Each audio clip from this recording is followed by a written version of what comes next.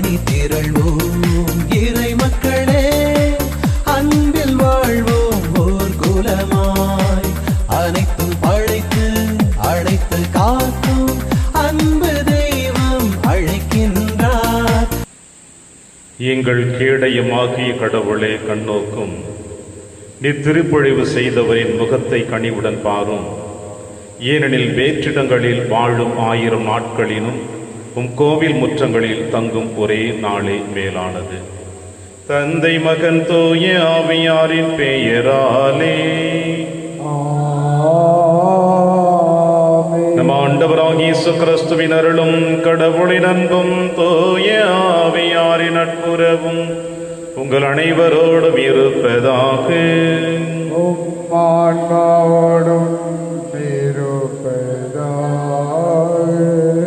கிறிஸ்துவில் பிரியமான அன்புமிக்க சகோதர சகோதரிகளே, ஆண்டின் பொது காலத்தின் 20வது வாரத்தில் நம்முடைய ஆன்மீக பயணம் ஆரம்பிக்கின்ற தருணத்தில் இறையரசை நாம் பெற வேண்டும் என்றால் எப்படிப்பட்ட வாழ்வு வாழ வேண்டும் என்று வெளிப்படுத்துகிறார்.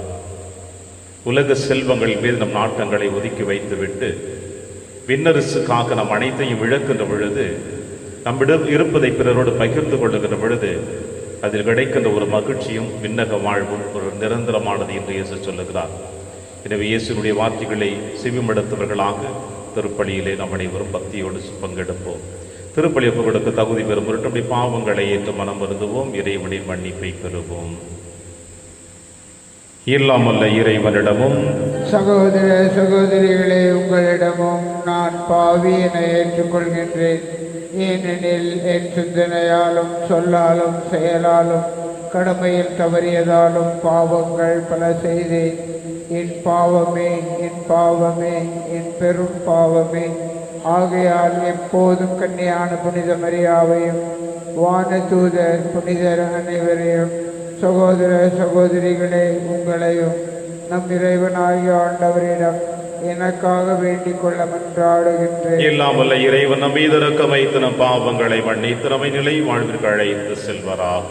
ஆமென். ஆண்டவரே இரக்கமாயிரும். ஆண்டவரே இரக்கமாயிரும். கிறிஸ்துவே இரக்கமாயிரும். கிறிஸ்துவே இரக்கமாயிரும். ஆண்டவரே இரக்கமாயிரும். ஆண்டவரே இரக்கமாயிரும். மன்றாடுவோமாக. இறைவா, உம்மை அன்பு செய்வோருக்கு கற்புலனாகாத பல்வேறு நன்மைகளை நீரே ஏற்பாடு செய்கின்றீர். எங்கள் இதயங்களில் உமது அன்பின் நிறைவை பொழிவதால் நாங்கள் உம்மை அனைத்திற்கும் மேலாக அன்பு செய்து எல்லா வகை மனித எதிர்பார்ப்புகளையும் கடந்த வாக்குறுதிகளை பெற்றுக் கொள்வோமாக. உம்மோடும் தூய ஆவியாரின் ஒன்றைப்பில் இறைவனாய் என்றென்றும் வாழ்ந்து ஆட்சி செய்கிற எங்கள் ஆண்டவர் இயேசு கிறிஸ்து வழியாக உம்மை மன்றாடுகின்றோம்.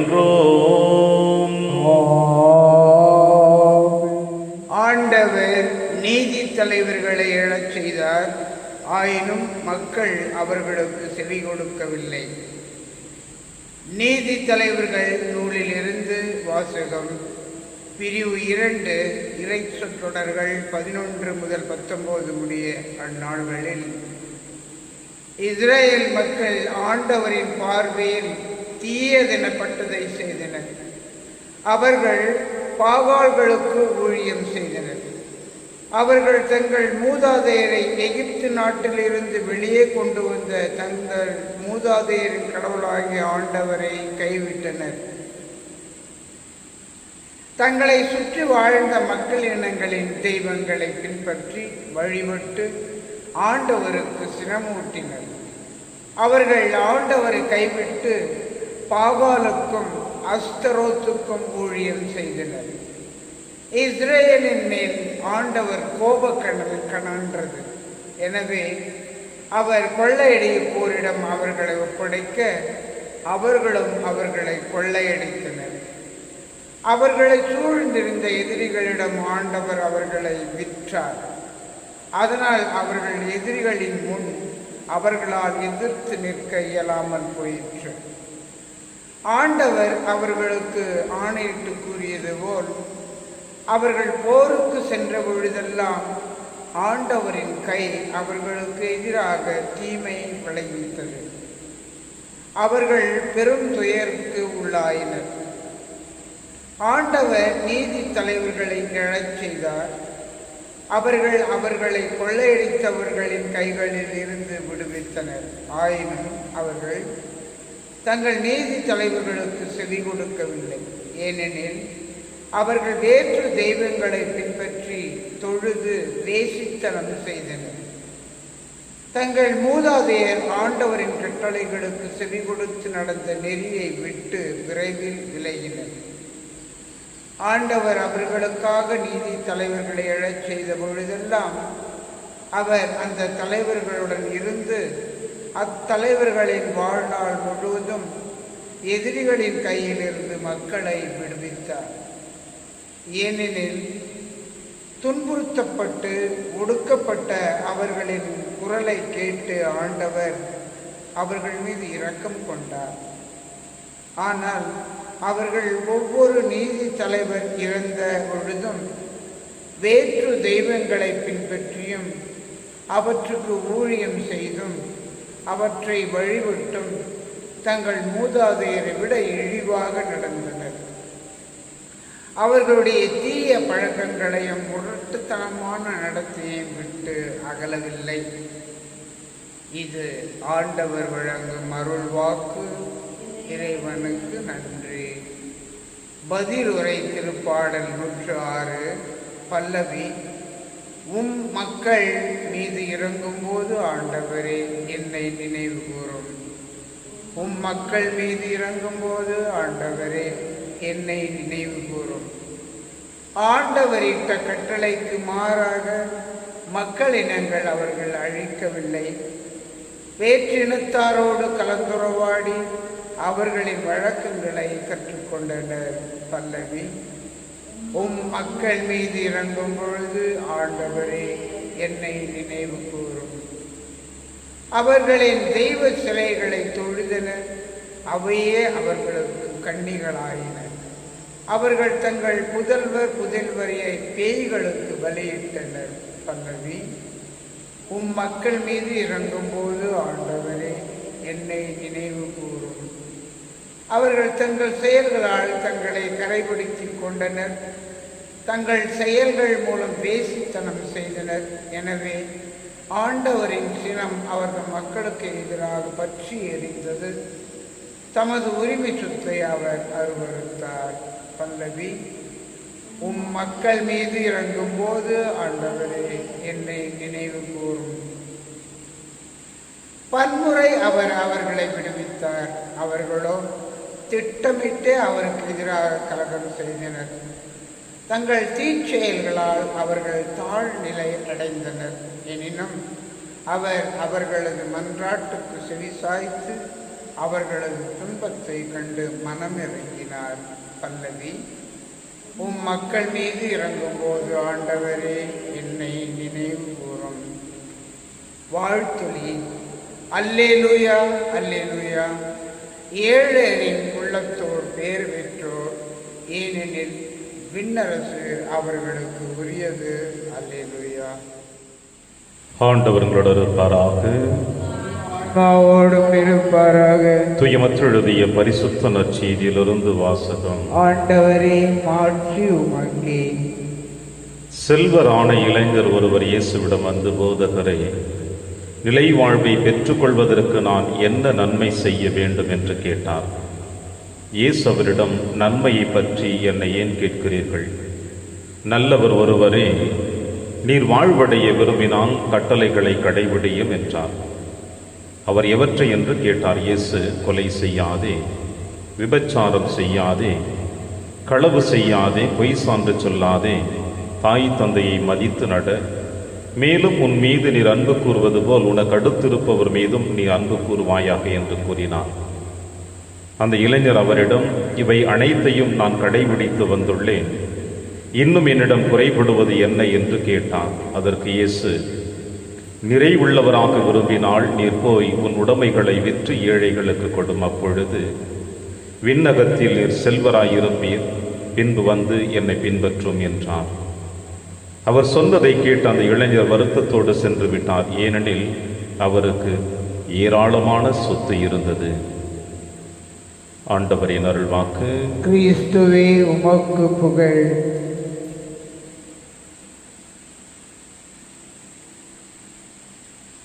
நிறைவுள்ளவராக விரும்பினால் நீர் போய் உன் உடைமைகளை விற்று ஏழைகளுக்கு கொடும், அப்பொழுது விண்ணகத்தில் நீர் செல்வராய் இருப்பீர்.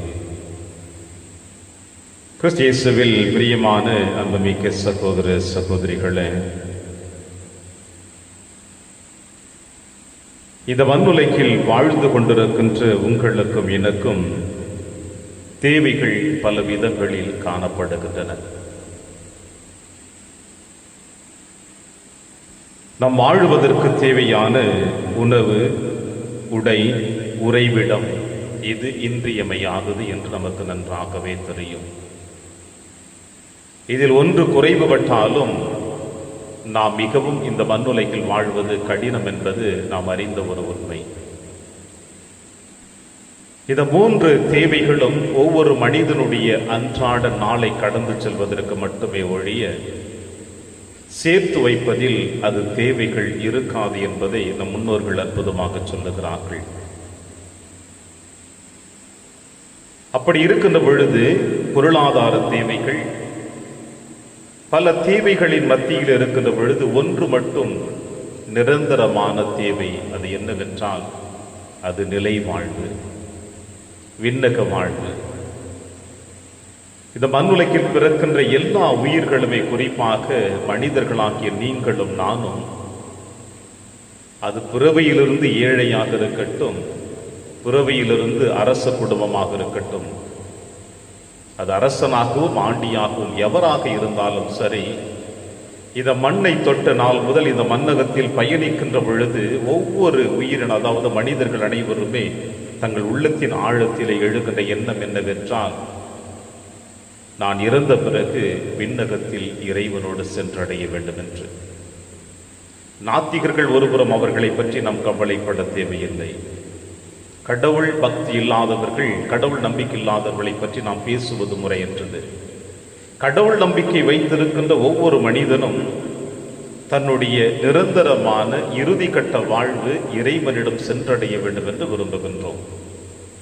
ஆனால் விரும்புகின்ற நாம் அனைவருமே அதை நடைமுறை வாழ்க்கையில் அதை நாம் நியாயப்படுத்துகிறோமா என்பதுதான் கேள்விக்குறியாக காணப்படுகிறது. ஏனென்றால் இன்றைய நற்செய்தி வாசகத்திலே செல்வரான இளைஞன் ஒருவன் ஆண்டவர் இயேசு கிறிஸ்துவை அணுகி வந்து, போதகரை நிலைவாழ்வை பெற்றுக் கொள்வதற்கு நான் என்ன நன்மை செய்ய வேண்டும் என்று கேட்கிறான். நான் என்ன நன்மை செய்ய வேண்டும் என்று அவன் கேட்கின்ற பொழுது, அவனுடைய வாழ்க்கையிலேயே அவன் உண்மையுள்ளவனாகவும் நேர்மையுள்ளவனாகவும் இருப்பதை போல் அவன் வெளிப்படுத்துகிறான். மீண்டும் மீண்டுமாய் அடிக்கடி மறையுரையில் சொல்லுவது, நான் உங்களையும் என்னையும் நீங்களும் நானும் யார் வேண்டுமானாலும் ஏமாற்றிக் கொள்ளலாம் நம்முடைய வார்த்தையின் வழியாக. இருப்பதை இல்லை என்றும், இல்லை இல்லை என்பதை இருப்பது என்றும் சொல்லி நம்மை நாமே ஏமாற்றிக் கொண்டிருக்கலாம். ஆனால் இறைவனை ஒருபொழுதும் நாம் ஏமாற்றிவிட முடியாது என்பதற்கு இன்றைய நற்செய்தி வாசகம் ஒரு சிறந்த எடுத்துக்காட்டாக காணப்படுகிறது. ஏனென்றால் இந்த இளைஞன் ஆண்டவர் இயேசு கிறிஸ்துவிடம் நாம் அனைத்தையும் கடைபிடித்துக் கொண்டிருக்கின்றேன், கட்டளைகள் அனைத்தையும் கடைபிடிக்கிறேன் என்று சொல்லுது. நான் இறுதியாக இயேசு சொல்லுவது, உன்னிடம் குறைவுபடுவது ஒன்று மட்டும்தான். நீ நிறைவுள்ளவனாக விரும்பினால் நீ போய் உடைமைகளை விற்று ஏழைகளுக்கு கொடும், அப்பொழுது விண்ணகத்தில் உமக்கு செல்வராய் இருப்பீர் என்று சொல்லுகிறார். எனவே இந்த மண்ணுலக செல்வம் ஒன்றும் நமக்கு விண்ணுலக வாழ்விற்கு அது வழிவகுக்காது. அது எப்படி என்றால், சேர்த்து நமக்குள் வைத்து கொண்டிருக்கின்ற பொழுது அது நமக்கு வழிவகுக்காது. அதை பிறரோடு பகிர்ந்து கொள்கின்ற பொழுது அது நமக்கு வழிவகுக்க கூடும். வேதத்திலே நாம் காணுகின்றோம். மார்க் எழுதிய நற்செய்தி 12ஆம் அதிகாரம் 7வது இறை வசனத்தில் நாம் வாசிக்க கேட்பது, சொத்து என்பது ஒவ்வொருவருக்கும் உயிருக்கு ஆபத்தாக காணப்படுகிறது. ஆண்டவர் இயேசு கிறிஸ்தனுடைய உவமையின் வழியாக குத்தகைக்காரனுடைய உவமையை சொன்னார். குத்தகைக்காரன் தன்னுடைய நிலத்தை குத்தகைக்கு விட்டு நெடுந்தூரம் பயணம் சென்று மீண்டும் வருகின்ற பொழுது, தன்னுடைய குத்தகை நிலத்தில் இருக்கின்ற குத்தகையை பெற வருகின்ற பொழுது வேலையாட்களை அடித்து உதைத்தார்கள், நெய்ய புடைத்தார்கள் என்று சொல்லுகிறார். ஆனால் இறுதியாக, வாருங்கள், சொத்துக்கு உரியவன் இவன் மட்டும்தான், இவனை கொன்று விட்டால் இந்த சொத்து நமக்கு உரியதாகி விடுமே என்று அந்த குத்தகை எடுத்தவர்கள் குத்தகைக்காரனுடைய மகனை கொன்று குவிப்பதை நாம் காணுகின்றோம். அடுத்த நிகழ்வு பார்க்கிற பொழுது சொத்து என்பது நம்முடைய ஒழுக்கத்தினுடைய வாழ்க்கை அழித்து விடுகிறது என்று. அது எதை குறிக்கிறது என்றால், ஊதாரி மைந்தனுடைய உமை. என்னிடம் என்னுடைய சொத்துக்களை பிரித்து கொண்டு என்று இளைய மகன் தன்னுடைய தந்தையிடமிருந்து தன் சொத்துக்களை பிரித்து கொண்டு செல்லுகின்றான். சென்றவன் தன்னுடைய வாழ்க்கை தரத்தை குறைத்துக் கொள்ளுகின்றான். அவனுடைய வாழ்வு முழுவதுமாக அழிவதை காணுகின்றோம். அது எதை குறிக்கிறது என்றால், சொத்து என்பது ஒவ்வொரு மனிதனுடைய ஒழுங்கினங்களை சரி செய்யாமல் ஒழுக்கம் கெட்ட வாழ்வு வாழ்ந்து கொண்டிருப்பதை வெளிப்படுத்துகிறது. மூன்றாவது, சொத்து நம்முடைய உயிருக்கு எந்த விதத்திலும் நன்மை செய்வதற்கு வாய்ப்பு இல்லை. அது நம்முடைய உயிருக்கு எந்த விதத்திலும் காப்பாற்ற முடியாது என்பதையும் நாம் காணுகின்றோம். அது எதை குறிக்கிறது என்றால், ஆண்டவர் இயேசு கிறிஸ்துடைய பணி வாழ்விலே 12 ஆண்டுகளாய் இரத்தப்போக்கிலே வேதனையோடு வாழ்ந்து கொண்டிருந்த பெண்மணியானவள் ஆண்டவர் இயேசு கிறிஸ்துடைய ஆடையின் விளிம்பை தொட்டாலே போதும் நான் குணம் பெறுவேன் என்று சொன்னாள். தன்னிடமிருந்த எல்லா சொத்துக்களையும் இழந்து விட்டால் அதை வைத்து மருத்துவத்தை பார்த்தாள். ஆனால் அந்த மருத்துவ செலவுகள் அனைத்துமே அவளுடைய நோயிலிருந்து குணம் கொடுக்கவில்லை. ஆக சொத்து என்பது நம்முடைய உயிருக்கு பாதுகாப்பு இல்லை, நம்முடைய ஒழுக்கமான வாழ்க்கை கெடுத்துகிறது, நம்முடைய உயிருக்கு தேவையான எல்லா விதமான உதவிகளையும் அது செய்து முடிக்காது என்பதை ஆண்டவர் இயேசு கிறிஸ்து சூசகமாக தன்னுடைய பணி வாழ்விலே உண்மைகள் வழியாக சொல்லிவிட்டார். எனவேதான் இன்றைய இந்த இளைஞரிடம் அனைத்து கட்டளைகளையும் நீர் கடைபிடித்துக் கொண்டிருந்தாலும் பரவாயில்லை, ஆனால் நீர் சேர்த்து வைத்திருக்கிற சொத்துக்களை பிறரோடு பகிர்ந்து வாழ கற்றுக்கொள், அப்பொழுது உனக்கு நிலை வாழ்வு கிடைக்கும் என்று சொல்லுகிறார். பிரியமான என் அன்பின் தேவ பிள்ளைகளே, நீங்களும் நானும் இந்த மண்ணுலகில் வாழ்ந்து கொண்டிருக்கின்ற பொழுது எதை நோக்கி நம்முடைய அன்றாட பயணம் இருக்கிறது? நிச்சயமாக உங்களுடைய என்னுடைய உள்ளத்தின் ஆழத்திலே இந்த சமுதாயத்தில் நாம் நல்லவர்களாக வாழ வேண்டும் என்று விரும்புகின்றோம். நாம் இறந்த பிறகு விண்ணகத்தை சென்றடைய வேண்டும் என்று ஆசிக்கின்றோம். ஆசைகள் மட்டும் இருந்தால் போதாது, விருப்பங்கள் மட்டும் இருந்தால் போதாது, ஆனால் அதை வாழ்ந்து காட்டுகின்ற பொழுதுதான் அந்த நிறைவை நாம் பெற முடியும் என்ற நம்பிக்கையோடு இந்த திருப்பலியிலே தொடர்ந்து நாடுவோம். இறைவன் உங்களையும் என்னையும் நிறைவாக ஆசீர்வதிப்பார். ஆமென்.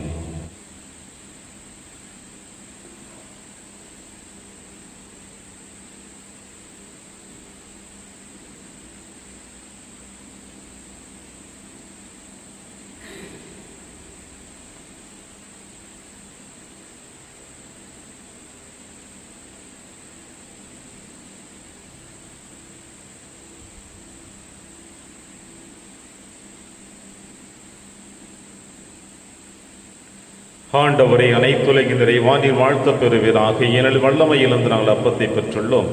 நிலத்தின் விளைவு மனித உழைப்பின் பயனுமானது அப்பத்தை மகுப்பு கொடுக்கின்றோம். இது எங்களுக்கு வாழ்வளிக்கும் அப்பமாக மாறும். இறைவன் என்றென்றும் வாழ்த்து பெறுவாராக.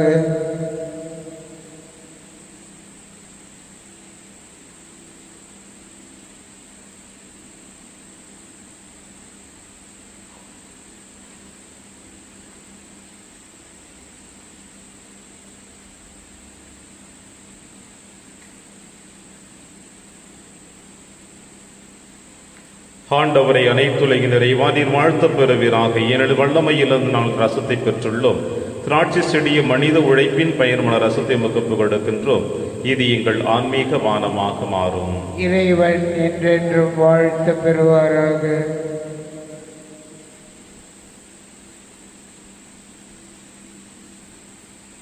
சகோதர சகோதரிகளை, என்னுடையதும் உங்களுடையதுமான இப்பலி எல்லாமல்ல தந்தையாக இறைவனுக்கு ஏற்றதாகும்படி செவியுங்கள்.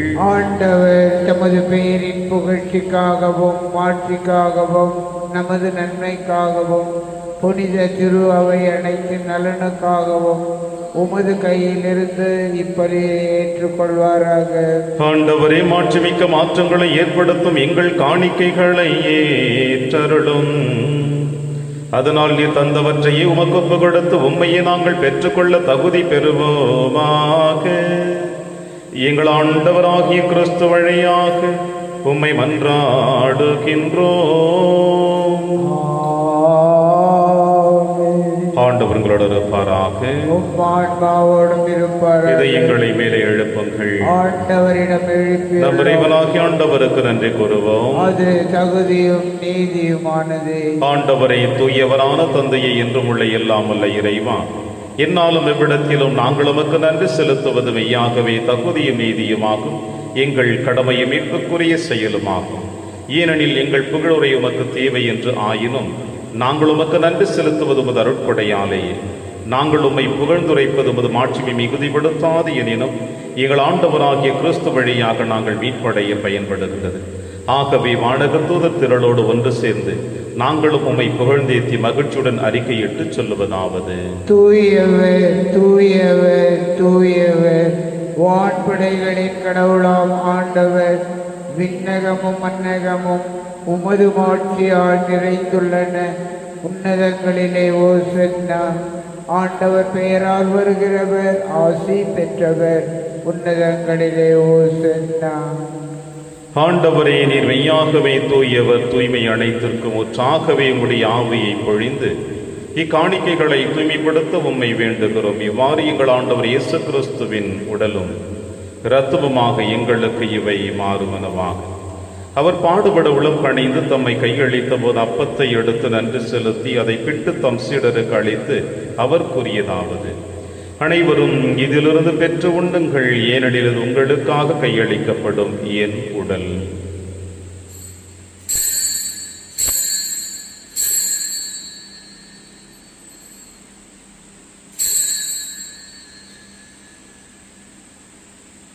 அவனுமே இரவிருந்தை இறந்திய பின் கிண்ணத்தையும் எடுத்து மீண்டும் நன்றி கூறி தம் சீடர்களுக்கு அளித்து அவர் கூறியதாவது: அனைவரும் இதிலிருந்து பெற்று பருகுங்கள், ஏனெனில் இது புதிய நிலையான உடன்படிக்கைக்குரிய என் இரத்தத்தின் கிண்ணம். இது பாவ மன்னிப்புக்கென்று உங்களுக்காகவும் பலருக்காகவும் சிந்தப்படும். இதை என் நினைவாக செய்யுங்கள்.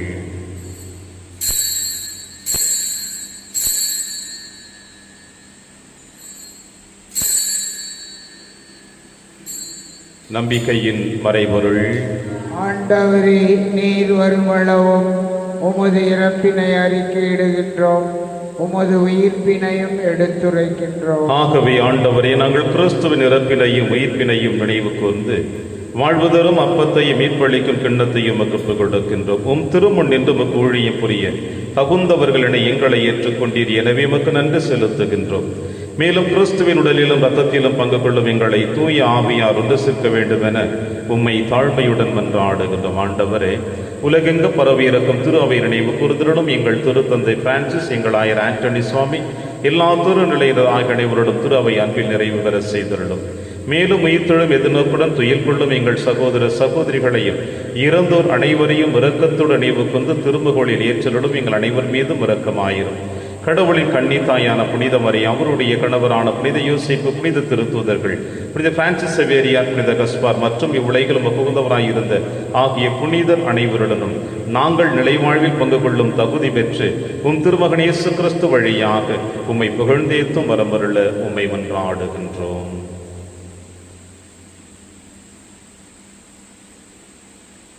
இவர் வழியாக இவரோடு இவரில் எல்லாம் அல்ல இறைவனாகிய தந்தையே, தூய ஆவியாரின் ஒன்றைப்பில் எல்லா புகழும் ஆட்சியும் என்றென்றும் உமக்கு உரியதே.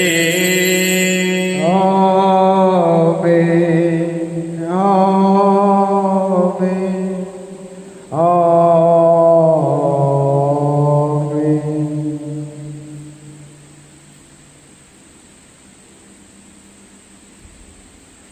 மீட்பரின் கட்டளையால் கற்பிக்கப்பட்டு இறை பணிப்பினையால் பயிற்சி பெற்ற நாம் அனைவரும் துணிந்து சொல்வோம். விண்ணுலகில் இருக்கிற எங்கள் தந்தையே, உமது பெயர் தூயது என போற்று பெறுக. உமது ஆட்சி வருக. உமது திருவுளம் விண்ணுலகில் நிறைவேறுவது போல மண்ணுலகிலும் நிறைவேறுக. எங்கள் அன்றாட உணவை இன்று எங்களுக்கு தாரும். எங்களுக்கு எதிராக குற்றம் செய்வோரை நாங்கள் மன்னிப்பது போல எங்கள் குற்றங்களை மன்னியும். எங்களை சோதனைக்கு உட்படுத்தாதேயும், தீமையிலிருந்து எங்களை விடுவித்தருளும். ஆண்டவரே, தீமை அனைத்திலும் இருந்து எங்களை விடுவித்து எங்கள் வாழ்நாளில் அமைதியை கனிவுடன் அருளவே மன்றாடுகிறோம். உமது இரக்கத்தின் உதவியால் நாங்கள் பாவத்திலிருந்து எப்பொழுதும் விடுதலை பெற்று யாதொரு கலக்கமும் என்று நலமாய் இருப்போமாக. நாங்கள் எதிர்நோக்கி இருக்கும் பேரின்பத்திற்காகவும் மீட்பராக இயேசு கிறிஸ்து வருகைக்காகவும் காத்திருக்கின்றோம். ஏனெனில் ஆட்சியும் வல்லமையும் ஆட்சியும் என்றென்றும் உமது. ஆண்டவரே இயேசு கிறிஸ்துவே, அமைதியை உங்களுக்கு விட்டுச் செல்கிறேன், அமைதியை உங்களுக்கு அளிக்கிறேன் எதுவும் திருத்துதர்களுக்கு எழுதினீர்.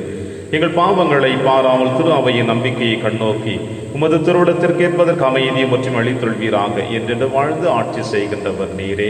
ஆமென். ஆண்டவருடைய அமைதி உங்கள் அனைவரோடும் என்றும் இருப்பதாக. ஆன்மாவோடும் இருப்பதாக. ஒருவருக்கொருவர் உறவின் வாழ்த்தை அறிவித்து மகிழ்வோம். சமாதானம்.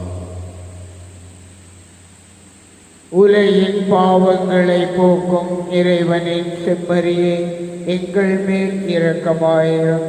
உலகின் பாவங்களை போக்கும் இறைவனின் செம்மறியே, எங்கள் மேல் இரக்கமாயிரும். உலகின் பாவங்களை போக்கும் இறைவனின் செம்மறியே, எங்களுக்கு அமைதியை அளித்தருளும். இதோ இறைவனின் செம்மறி, இவரை நம் அனைவரின் பாவங்களை போக்குகின்றவர். செம்மறியின் விருந்திற்கு அழைக்க பெற்ற நாம் அனைவரும் பேறு பெற்றோர். ஆண்டவரே, நீர் என் இல்லத்தில் எழுந்தருள நான் தகுதியற்றவன். ஆனால் ஒரு வார்த்தை மட்டும் சொல்லியருளும், எனது ஆன்மா நலம் அடையும். கிறிஸ்துவின் திருவிடலும் திருத்தும் காத்து நமக்கு நிலையான வாழ்வளிப்பதாக. ஆமென்.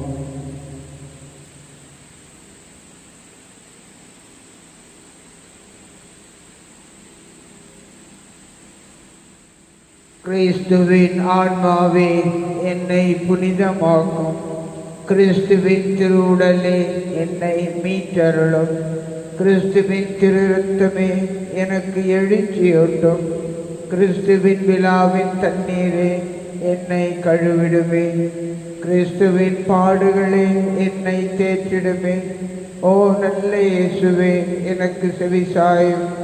உன் திருக்காயங்களுள் என்னை மறைத்தருளும். உம்மிடமிருந்து என்னை பிரிய விடாதேயும்.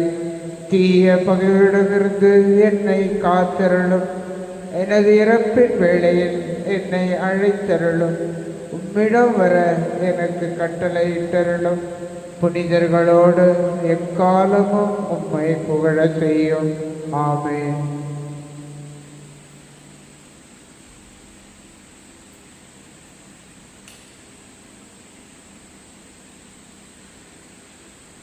இரக்கம் ஆண்டவரிடமிருந்தே உள்ளது, மிகுதியான மீட்பு அவரிடமே உண்டு. நன்றி கூறி மன்றாடுவோமாக.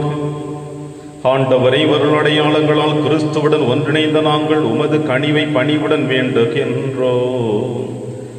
அதனால் நாங்கள் இவ்வுலகில் கிறிஸ்துவின் சாயலுக்கு ஒன்றித்து விண்ணகத்தில் அவருடன் தோழமை கொள்ள தகுதி பெறுவோமாக. எங்கள் ஆண்டவராகிய கிறிஸ்து வழியாக உம்மை மன்றாடுகின்றோம். ஆண்டவர் உங்களோடு இருப்பாராக.